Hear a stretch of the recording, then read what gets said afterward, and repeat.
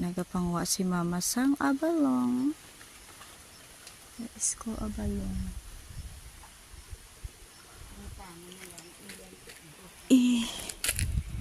Sarap yung abalong sa sabaw. Matamis ang kanyang sabaw. Tingnan natin yung mga pato. Siya kumakain. Ayan. Kain sila.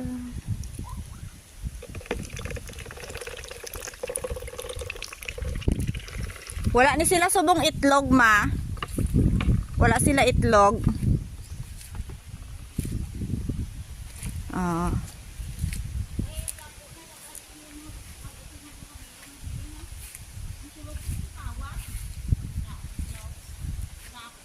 Sayang.